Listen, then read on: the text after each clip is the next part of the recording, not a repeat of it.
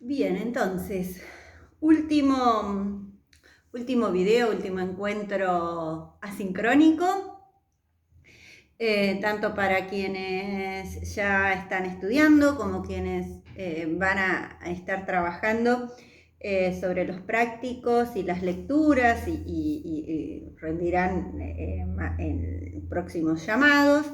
Hoy vamos a cerrar con la última unidad, de la cual vamos a leer solo 2 textos. Uno de ellos es un texto de Walter Benjamin, que es un texto clásico en cualquier teoría, en cualquier estética, en cualquier historia del arte, de cualquier disciplina vinculada al siglo XX, por el peso que ha tenido. Benjamin viene siendo revisitado, redescubierto, releído, en especial, bueno, hay muchos Sterling.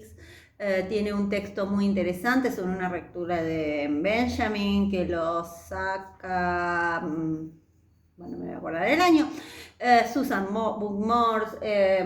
Bien, toda la obra de Walter Benjamin, que pertenece, en realidad él no estuvo dentro de la escuela de Frankfurt. Él tiene con la universidad una relación de extranjería, podríamos decir, porque intenta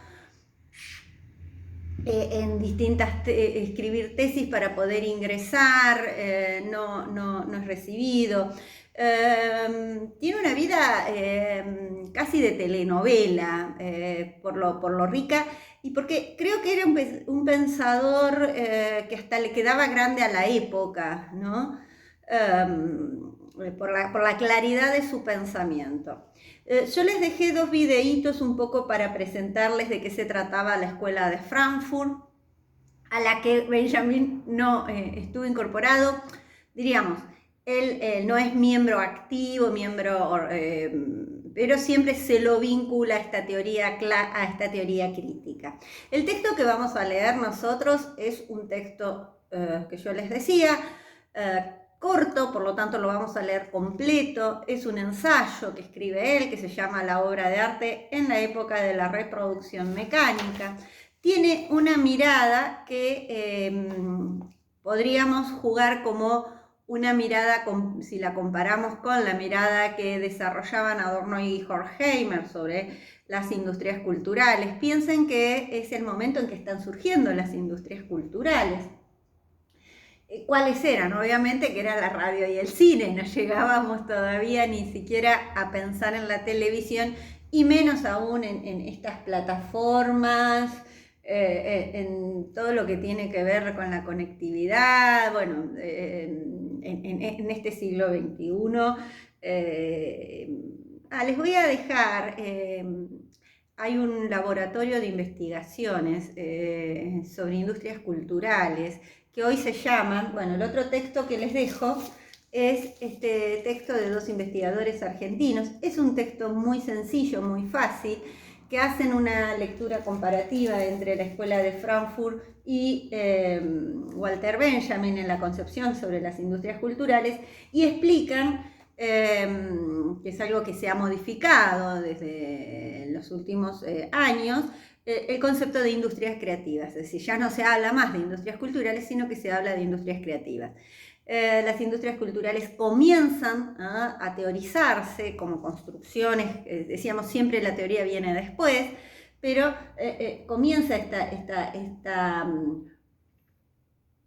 esta construcción, este armado de conceptos para analizar productos que no pueden ser analizados con los mismos criterios de los criterios de cualquier otra industria, ¿no? Decíamos, un producto de la industria cultural que tiene que ver justamente con la reproductibilidad masiva, y es un tema que le va a interesar a Benjamin.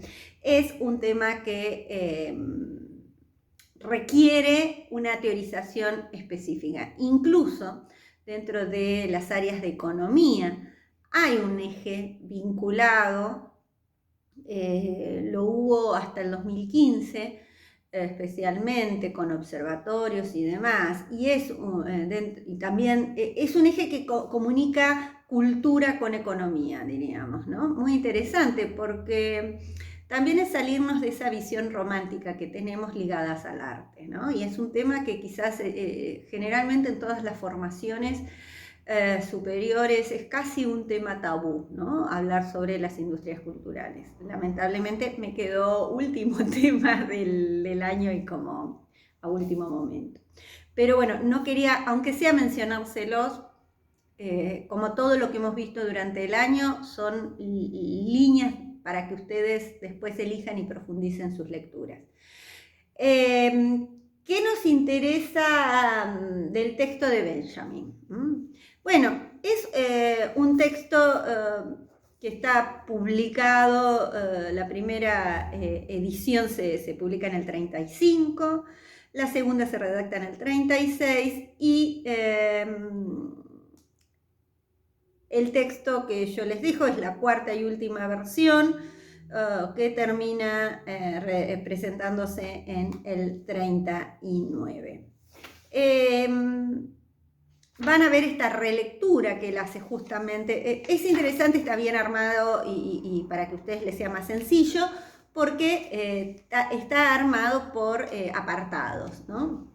No van a tener inconvenientes, sus textos generan un placer en la lectura, escribe lindo, digamos, y perdón por la expresión.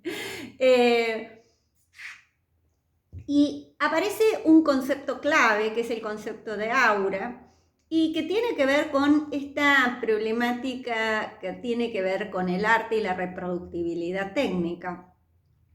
Que si bien reproducir una obra tiene que ver con una larga tradición en artes visuales, el grabado, la técnica del grabado, que es esta posibilidad de hacer una matriz, luego entintar y a partir de una prensa poder estampar, hacer varias estampas, que es una de las disciplinas que se estudian en la escuela, en artes visuales, o, bueno, la posibilidad que brindó la imprenta, que quizás fue la gran revolución, decíamos, el año pasado, a nivel de pensamiento, ¿no? La posibilidad que fue la aparición de la imprenta de los caracteres móviles, lo cual permitía que ya no tengo que tallar hoja por hoja, sino que cada letra era un carácter, un cuadradito, eso se armaba en una plancha,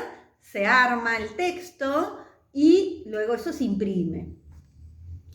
Esa posibilidad de la imprenta de caracteres móviles permite una rapidez en el diseño y en la impresión de hojas y por lo tanto de libros, y que estos libros sean a menor precio, que ya dejen de ser esos 20 o 30 libros que alguna biblioteca de un monasterio, porque ¿se acuerdan que eran copiados a mano? Podía tener guardado y atesorado como gran. Se calcula, decían la otra vez unos investigadores medievales, que en Europa, en la Europa occidental, había en la Edad Media unos 30.000 libros en todo lo que era Europa. O sea, ahora no sabemos la cantidad de libros que hay, se publica de todo, se edita, se difunde, y bueno, y con las nuevas tecnologías. Pero me interesa que lo lleven a analizar con respecto a qué le pasa al arte, y en especial qué pasa con la percepción de la obra de arte a partir de esta reproductibilidad, ¿no? Porque no solo se cambia la posibilidad de reproducir esa obra, sino que hay un cambio, ¿no?, que tiene que ver con la percepción. Y que tiene que ver con la subjetividad, con cómo es que nosotros construimos nuestra subjetividad a partir de esta nueva difusión, nueva posibilidad que tiene. Él hace la comparación entre el teatro y el cine, y uno podría hacer también la comparación entre un concierto en vivo, ¿no?, y la música grabada, ¿no? Las posibilidades que genera, no sé si han tenido oportunidad de estar en estudios o sé que tienen materias vinculadas a ello, cómo se graba musicalmente, es decir, vieron que se pierde, una de las ejes que plantea es interesante, porque se pierde esta continuidad de la obra, ¿no? Esta idea de que como ese obrero que pierde la idea del todo de la obra, bueno, cuando se entra la lógica de la industrialización, de lo masivo, también en el artista se pierde esa, pero permite una llegada mayor, masiva, a mayor cantidad de público de esa obra. Bueno, ¿qué cambia? ¿Qué se modifica socialmente a partir de esta gran difusión, gran llegada, gran accesibilidad que permite la obra de arte? Un concepto importante, el concepto de aura. Cuando habla de lo cultural, no es un error, no digan cultural, lo cultural viene de culto, ¿eh? Y recuerden los orígenes que tienen las distintas manifestaciones artísticas y que decíamos que si había algo que en teoría uno se vinculaba y nos permitía pensar, era la vinculación de que antes de conocer el arte como arte, estaba en las antípodas vinculado a lo sagrado, ¿no? Entonces, vinculada a esta representación, y en eso, ¿qué pasa con ese carácter cultural, ¿no? Es decir, cuando uno va a un concierto, cuando uno va a ver una obra de teatro, hay todo un culto, hay todo un ritual que se produce, la preparación del espectador, la llegada, el tiempo, bueno, ¿qué pasa con ese carácter cultural cuando de golpe lo vemos en nuestras casas en pantuflas? Y es más, hasta decidimos controlar ahora esta idea de serie, que es muy neobarroca, en donde rompemos la idea de serie, ¿no? Porque podemos, como tenemos el acceso a todo, se pueden ver todas las temporadas juntas en un fin de semana. Sigo sin conectarme a Netflix. Bien, entonces el concepto de los modos de percepción, la concepción de aura, vamos recorriendo el texto, la concepción sobre la recepción.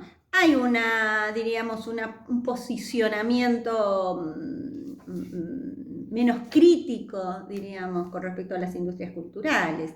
La concepción de la belleza en este valor de la obra, la autenticidad de la obra, el valor cultural y el valor expositivo, que incluso luego también lo analiza y lo retoma Byung-Chul Han, esta idea de lo expositivo, de la exposición, que lo hemos leído el año pasado en Política Educativa. Bueno, la comparación entre cine y teatro, que yo les digo, bueno, se puede hacer en el caso también de la música.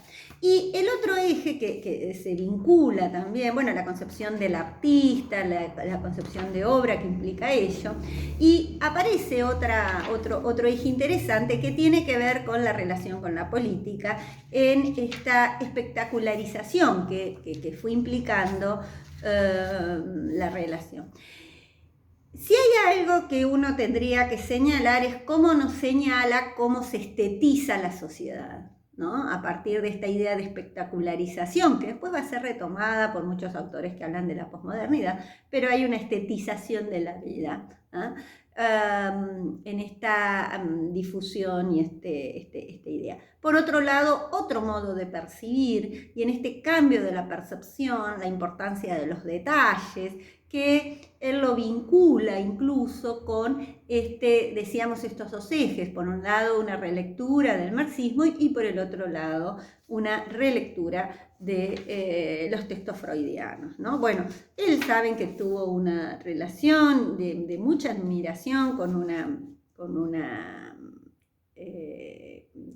vinculada al teatro brechtiano, así que bueno, también para quienes vienen del teatro les va a ser muy interesante la figura de Benjamin y quizás este es un texto para ingresar en la lectura de Benjamin. Hasta luego.